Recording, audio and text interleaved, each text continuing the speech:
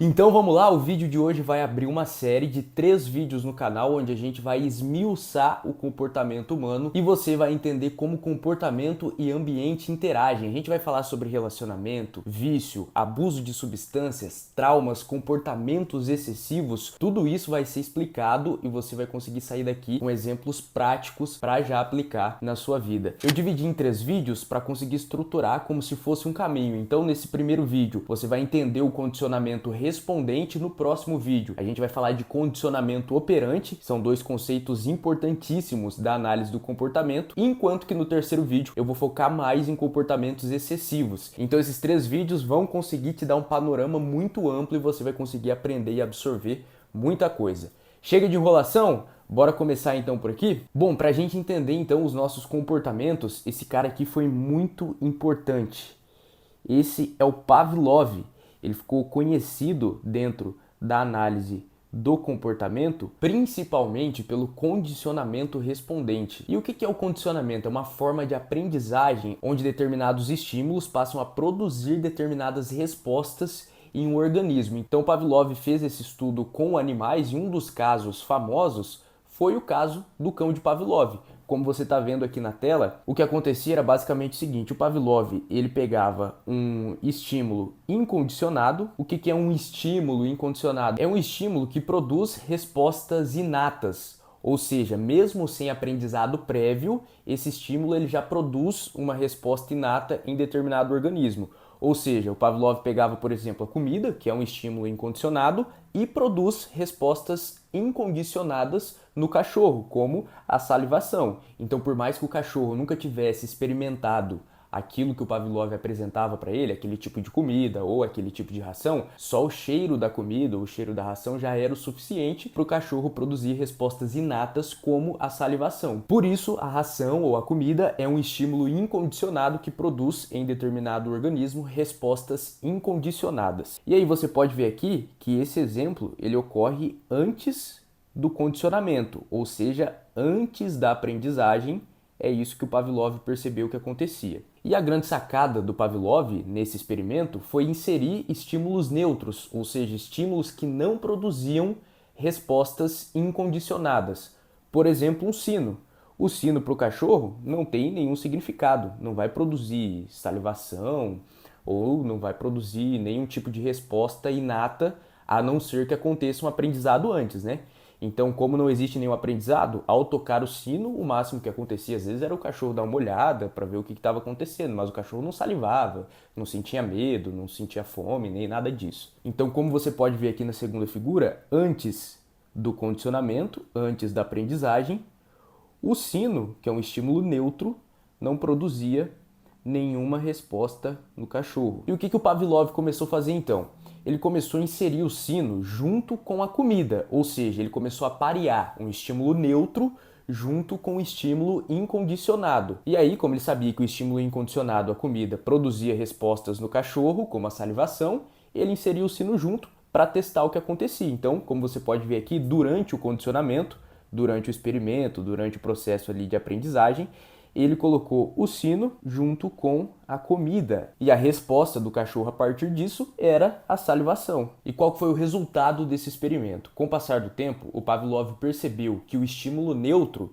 ele poderia adquirir a função do estímulo incondicionado. Ou seja, o sino, que inicialmente não produzia nada no cachorro, depois de ser apresentado várias vezes junto com a comida, ele passou, por si só, sem a presença da comida, a produzir a salivação. O sino, que antes era um estímulo neutro, ele passou a produzir uma resposta condicionada no cachorro. Então, depois do condicionamento feito, como você pode ver aqui na última imagem, depois do condicionamento, o que acontecia? O Pavlov, só de tocar o sino, já produzia no cachorro aquela resposta condicionada de salivar, que antes era feito só pela comida. E aí você vai pensar, tá, por que agora a resposta é condicionada e não incondicionada? Porque ela não vem mais de um estímulo incondicionado, de um estímulo que por si só já produziria no cachorro aquela salivação. Porque a comida, por si só, ela já vai produzir no cão a vontade de comer, a resposta fisiológica de salivar. Só que agora o sino, que anteriormente era neutro, não tinha função nenhuma para o cachorro, produz essa mesma resposta. Então, por isso, um estímulo condicionado produz uma resposta condicionada. E a grande sacada disso é que na nossa vida, muitos estímulos inicialmente neutros, eles podem passar a ser estímulos condicionados. E isso explica muitas situações, como por exemplo, situações de vício, overdose e até mesmo traumas. E aí, antes de começar a explicar como isso acontece na prática, eu quero deixar um adendo aqui.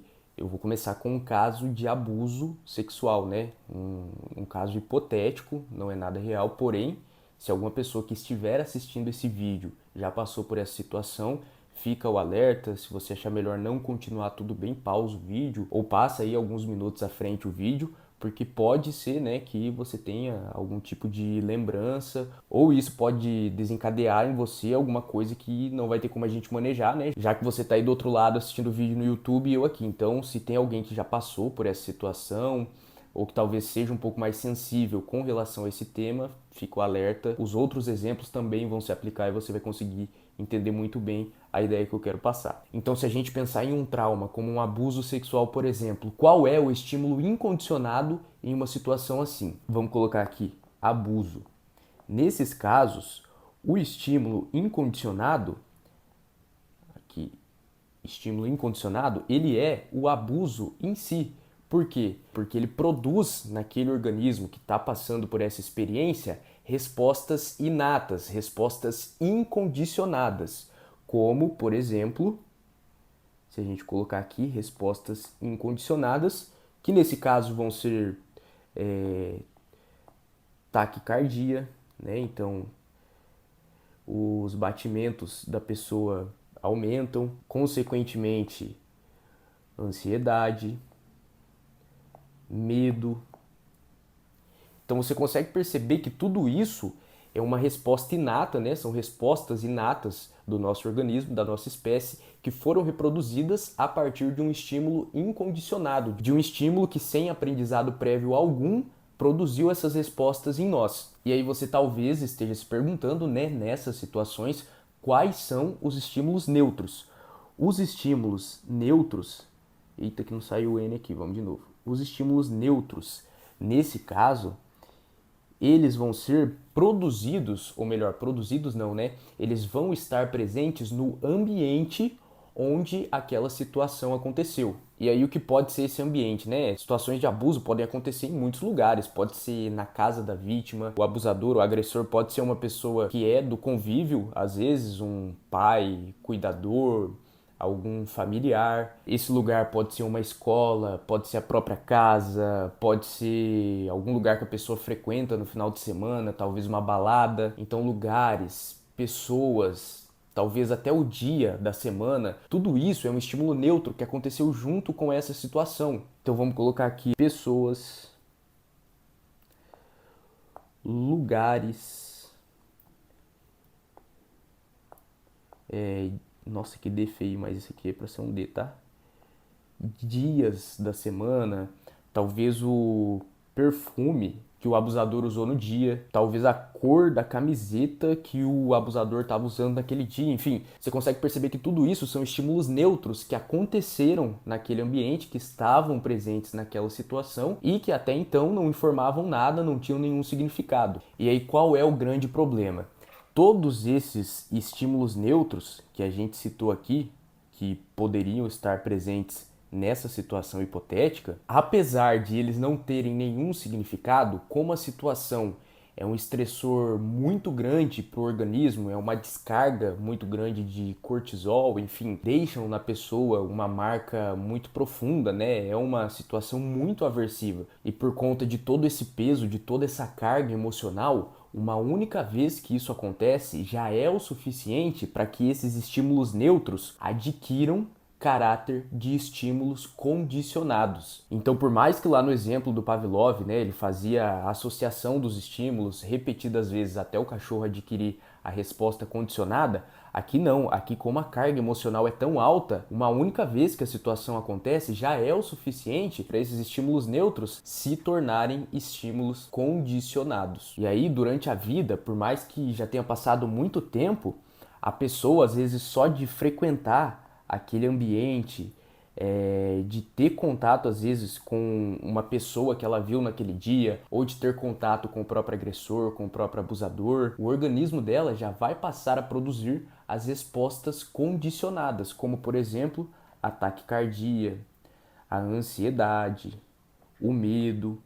Então, tudo isso são respostas do organismo a partir desse aprendizado, né? A partir dessa situação que, por mais que tenha sido isolada e tenha acontecido uma única vez, tem uma carga emocional tão alta que já é o suficiente para a pessoa conviver com essas respostas por muito tempo, às vezes por toda a vida. Então você consegue perceber como isso é preocupante. Às vezes a pessoa ela não vai conseguir mais frequentar determinados lugares, às vezes um dia específico da semana, do mês, talvez uma data comemorativa onde isso aconteceu, acaba virando um pesadelo, porque tudo isso vai ser um estímulo condicionado que vai produzir aquelas respostas que a pessoa sentiu no mesmo dia em que o evento aconteceu. E aí, se a gente seguir os outros exemplos, né, pode ser também perfume, pode ser alguma cor, como a gente falou antes.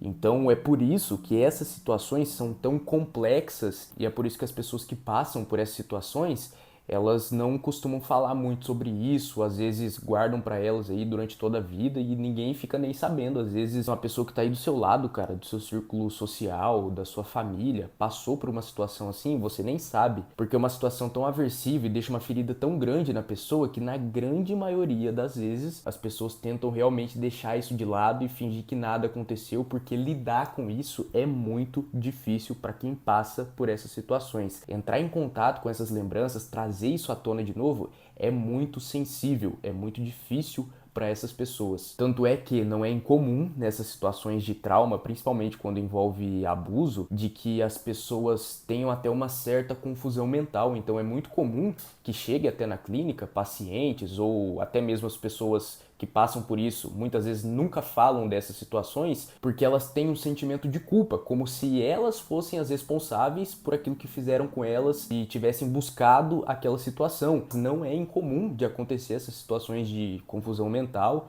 né, de às vezes não se lembrar direito como foi a situação, como que aconteceu, se aquela memória é verdadeira ou falsa, e também desse sentimento de culpa, porque às vezes é a única ferramenta que sobra para a pessoa conseguir lidar com essa situação. E aí, gente, se nós formos para o exemplo das drogas, deixa eu apagar aqui, a gente pode perceber que um vício, ele começa a se constituir também através desse condicionamento respondente. Por quê? Vamos lá. Vamos fazer de novo aqui. A gente tem o nosso estímulo incondicionado e nós temos a nossa resposta incondicionada, além também do nosso estímulo neutro. No caso do uso de substâncias, qual que é o estímulo incondicionado? O estímulo que, por si só, ele produz uma resposta no nosso organismo. É a própria substância. Então, vamos colocar aqui substância, abreviar. O que pode ser essa substância? Pode ser a nicotina, metanfetamina, enfim, são alguns exemplos que vão produzir no nosso corpo uma resposta incondicionada, como, por exemplo, euforia, taquicardia, ansiedade. Talvez a gente vai ter também alguma alteração nos sentidos, né? Tato, audição, enfim, né? São exemplos aí onde as substâncias produzem respostas incondicionadas. E aí, quais são os estímulos neutros que comumente são pareados com esses estímulos incondicionados? A gente pode pensar muito em pessoas, lugares é muito comum, lugares e pessoas, festas. Às vezes a pessoa frequenta uma balada específica e nesse local costuma usar. E aí, acho até que daria pra gente esmiuçar um pouco mais, né, esses estímulos neutros que podem passar a ser um estímulo condicionado nessas situações de vício. Por exemplo, pessoas, cara, dá pra você pensar naquele seu melhor amigo, que às vezes vocês vão muito pro rolê junto e você costuma usar sempre com ele. Lugar, pode ser aquela balada que você frequenta, ou às vezes sua casa. Sei lá, talvez você mora sozinho, ou divide com alguém que usa também.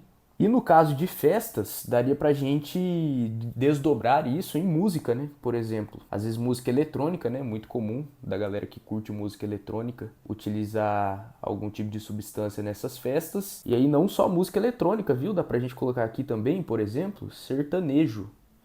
Galera que gosta de ouvir sertanejo e beber álcool. Então, esse é mais um exemplo, né? A gente conseguiu aí até mais um estímulo incondicionado. Então, gente, como vocês estão vendo aqui, né, nós temos muitos estímulos incondicionados nesse caso de substâncias que produzem respostas incondicionadas. Então, se a gente pegar a nicotina, né, ela pode alterar a nossa ansiedade, eventualmente reduzir a ansiedade. A mesma coisa vale para o álcool. É muito comum as pessoas que têm o hábito de beber, de às vezes beber justamente para reduzir um pouco da ansiedade social. Então, às vezes está lá na festa, está no rolê e, sei lá, saiu com um grupo de amigos diferente, não conversa muito com o pessoal. Você vai lá e bebe para reduzir um pouco da ansiedade e se enturmar mais, ou às vezes bebe para chegar naquela pessoa. São exemplos comuns e não muito difícil de serem vistos, né, nas pessoas que consomem essa substância. E aí, se a gente pegar o caso de drogas que têm um potencial aditivo um pouco maior, se você não sabe o que é potencial aditivo, assista o último vídeo sobre dopamina, para você entender e ter ali a base neurológica também do que acontece no nosso cérebro nessas situações de vício. Então, normalmente produz aí, às vezes, taquicardia, né? Euforia. E o mesmo caso vale também para metanfetamina. Então, gente, no caso de uso de substâncias, com o passar do tempo, o que acontece, né? Esses estímulos neutros, os amigos, a balada, a casa, a música eletrônica, a música sertaneja, ao serem pareados um número de vezes com os estímulos incondicionados, como por exemplo a nicotina, cocaína, metanfetamina e o álcool, por si só, eles podem passar a produzir respostas condicionadas. Ou seja, com o passar do tempo, conforme você vai usando muito uma substância em determinado ambiente, com determinada pessoa ou com determinado estímulo associado ao uso daquela substância, com o passar do tempo, esses estímulos que anteriormente eles eram neutros, como o sino lá do Pavlov, eles passam a ser estímulos condicionados. E como nós vimos no último vídeo, o que acontece em casos de dependência química é uma tolerância. E como essa tolerância ela vai se desdobrar nos nossos comportamentos. Por exemplo, depois que esse pareamento aconteceu, que todos esses estímulos que a gente colocou aqui, né, como estímulos neutros, eles passam a ser estímulos condicionados, eles vão passar a produzir no nosso corpo como se fossem respostas preparatórias para usar aquela substância. Então vou até mudar a cor aqui para a gente conseguir exemplificar. Então, nesse caso aqui, por exemplo, a música eletrônica, né, o sertanejo, por si só, eles podem produzir no nosso corpo ansiedade. Para quê? Para a gente consumir o álcool e o álcool reduzir essa ansiedade, jogar ela um pouco para baixo. Da mesma forma que às vezes só de ver algum amigo, só de a gente passar em algum lugar onde costumava comprar ou consumir alguma substância, a gente já começa a ter essas respostas preparatórias do nosso corpo, como a euforia, a taquicardia, a ansiedade, né? Alteração às vezes de sentidos, às vezes a pupila se contrai. Por quê? Porque tudo isso são estímulos preparatórios do nosso corpo para que a pessoa consuma a substância, a cocaína, metanfetamina, o álcool, e tenha o equilíbrio dessas respostas condicionadas. Então a pupila vai lá e volta ao tamanho normal, a ansiedade reduz, a taquicardia diminui e o organismo volta ali ao equilíbrio depois de receber uma certa dose da substância em questão. Cara, ficou uma rabisqueira gigante aqui, mas deu para entender, né? Então, o grande X da questão, né, desses casos de dependência química, das pessoas que estão lutando contra algum vício, é que o fato da pessoa ter chegado a essa condição de estar dependente da substância mostra também que durante muito tempo houve um histórico de aprendizado, houve um condicionamento onde essa pessoa consumia essa substância em determinados locais, com determinadas pessoas, e isso produzia determinadas respostas no organismo dela, até que por si só esses estímulos inicialmente neutros presentes no ambiente, o amigo, a balada, a casa, a música, por si só esses estímulos passavam a produzir determinadas respostas no organismo e essas respostas fazem com que a pessoa sinta necessidade de usar aquela substância para conseguir se regular. E aí eu acho que vale até dar um adendo aqui pro pessoal que, claro, nenhum tipo de substância é boa, né? No longo prazo sempre vai ser prejudicial. Mas tem uma que permeia tudo, cara, que basicamente impregna na vida da pessoa, que é a nicotina. Cara, o cigarro, ele pode ser pareado com tudo. Porque se você parar para pensar, ela tem um acesso fácil igual ao do álcool, porém ela não produz no nosso organismo alterações tão significativas quanto as outras drogas, no sentido de, por exemplo, se você beber e for parado em uma blitz, você perde a carteira. Se você beber demais, você pode perder os sentidos, às vezes você pode passar mal. Então, assim, você tem alterações significativas. O cigarro, apesar de estar lá fazendo mal para o seu pulmão e também estar prejudicando, ele não vai te trazer uma alteração no sentido de às vezes você não saber o que você está fazendo, você pode fumar e dirigir em seguida, que você não vai ter um prejuízo se você for parado em uma blitz. E aí tudo isso torna o cigarro, ou acho que até dá pra gente falar o comportamento de fumar, muito mais fácil de ser associado a estímulos neutros. Cara, você pode fumar na pausa do seu trabalho, fumar depois do café da manhã, você pode fumar para assistir série, assistir filme, você pode ir em um determinado lugar, um parque, por exemplo, e fumar porque você gosta daquele lugar, você gosta de ficar olhando talvez a paisagem. Então o cigarro, a nicotina, né, tudo aquilo que a gente ingere através do comportamento de fumar, pode ser muito mais facilmente associado a estímulos neutros. E por conta disso, pode chegar num ponto que a pessoa não consegue mais largar porque está em tudo que ela faz. Enfim, vai permeando a nossa vida em todos os âmbitos. Então é por isso que nicotina é um dos vícios mais difíceis de serem deixados. Porque como a gente viu aqui, a nicotina é um estímulo incondicionado que, cara, pode ser pareado com milhares de estímulos neutros que estão ali todos os dias na nossa vida. E para fechar, como eu tinha comentado com vocês lá no começo, a gente vai falar também sobre o caso de overdose, que nesse exemplo do Pavlov, do condicionamento respondente, seria uma tolerância condicionada. Você vai entender isso um pouco melhor. Então, nesse artigo aqui que vocês estão vendo, os autores eles falam sobre um caso de overdose de heroína, né? Um caso de óbito por overdose de heroína. E aí, se vocês quiserem ler depois, né, eles explicam um experimento que eles fizeram com um grupo de alguns indivíduos e também relatam um estudo de caso, né, que daí seria um experimento não, né, um relato de um único indivíduo, que é essa história aqui do artigo. Basicamente, o que aconteceu é o seguinte: esse indivíduo que veio a óbito, ele costumava usar heroína já junto com a esposa em casa. E aí, um certo dia, né, um dia anterior à morte, eles combinaram entre si de passar por um período de abstinência, ou seja, de não consumir mais aquela substância. E aí o marido, no dia seguinte, indo para o trabalho, muito provavelmente sentiu a necessidade de usar a substância, né, não conseguiu sustentar a abstinência, passou no local que ele costumava comprar e comprou a dose que ele costumava usar junto com a esposa. Porém, por conta do combinado, ele optou por não usar em casa, sei lá, talvez por tentar fazer com que pelo menos a esposa dele conseguisse manter essa abstinência, e aí ele usou em um local diferente, um contexto diferente do que ele estava habituado a usar. E o resultado disso foi que ele veio a óbito, né, por conta da overdose de heroína. E depois, ao investigar o corpo, né, e coletar algumas amostras, eles perceberam que o indivíduo ele tinha consumido uma quantidade específica de heroína. E por conta disso, foi-se falar com a esposa para saber se essa quantidade era normal ou não. E o relato dela foi que eles costumavam usar sim juntos em casa. Então o contexto dele, né, os estímulos condicionados eram a esposa e a própria casa, que era o local onde ele costumava usar essa substância. E a quantidade de substância presente no organismo no dia em que ele veio a óbito é a mesma quantidade que a esposa relatou que eles costumavam usar durante a semana. E aí, a partir disso, o artigo traz outros experimentos onde eles conseguem mostrar que um caso de overdose não necessariamente ele é causado por um uso extravagante ou exacerbado de uma substância. A overdose, ela pode acontecer com uma quantidade de substância da qual aquele organismo já está habituado a usar, porém, em um contexto diferente. Ou seja, assim como nós vimos aqui nos nossos inúmeros exemplos que a gente falou durante o vídeo, os estímulos neutros, que passam a ser estímulos condicionados, como a casa e a esposa, que foi o caso relatado no artigo, esses estímulos condicionados também influenciavam na tolerância condicionada, que é o que o artigo aborda. Ou seja, a casa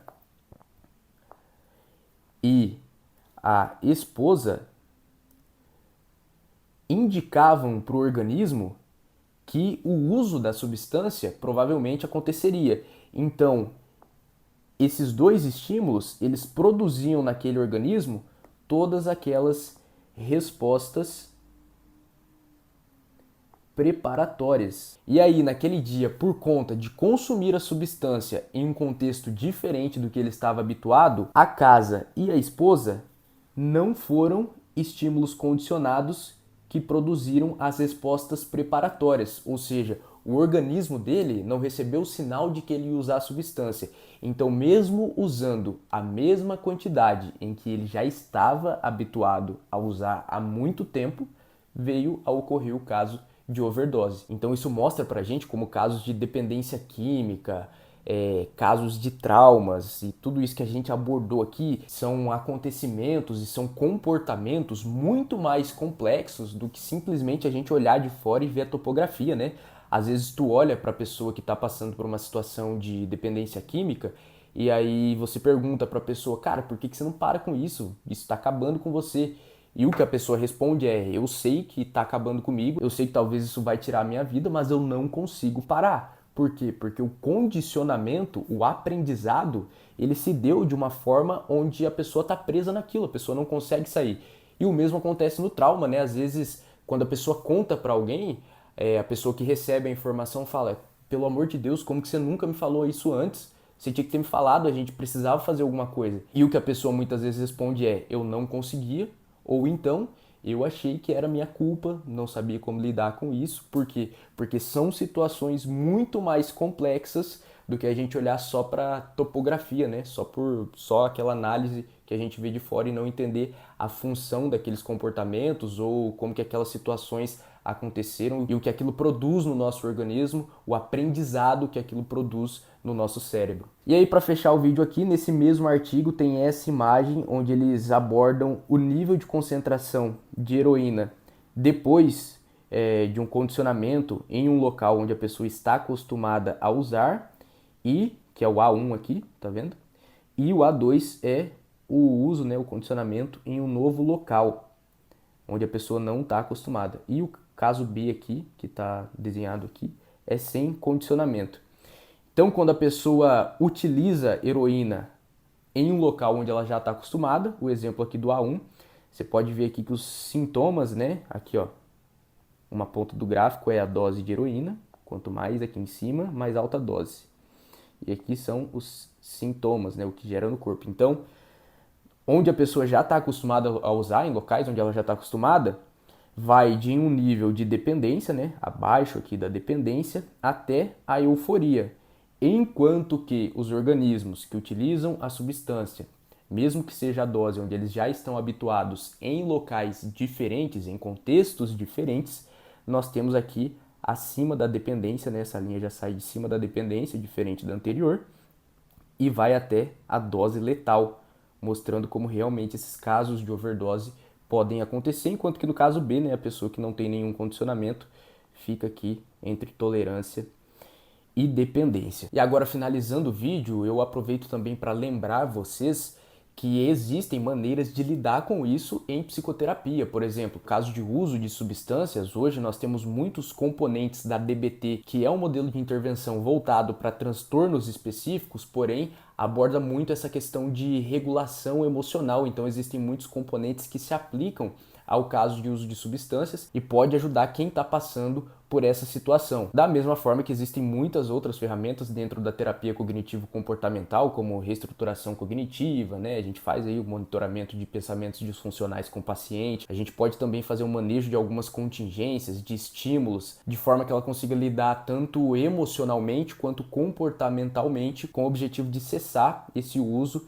e conseguir passar por esse processo que, como a gente viu aqui, é muito difícil, independentemente da substância, acontece esse pareamento dos estímulos neutros e tudo isso permeia a nossa vida de uma forma que realmente fica muito difícil de sair dessas situações, apesar de elas causarem um sofrimento muito grande para nós. E no caso de traumas, como o abuso, que a gente citou no exemplo aqui também, né, existe a dessensibilização sistemática, que é uma intervenção onde a gente vai expondo a pessoa de uma maneira sistemática, né, e dentro da tolerância emocional dela, para que ela consiga aprender e ensinar para o cérebro de novo que determinados contextos e estímulos não necessariamente vão produzir aquela resposta, né? Que a ansiedade vem, o medo vem, porém ele vai embora e a pessoa consegue passar por aquilo. Mas são intervenções onde você precisa de um profissional capacitado, onde você vai ter alguém ali que vai realmente te dar as ferramentas e que vai te ajudar a seguir um caminho que vá de encontro com os seus objetivos. Então eu sempre deixo aqui o arroba do meu Instagram, se você se identificou com alguma dessas questões ou conhece alguém que está passando por um problema parecido, eu estou à disposição para tentar ajudar da melhor forma possível,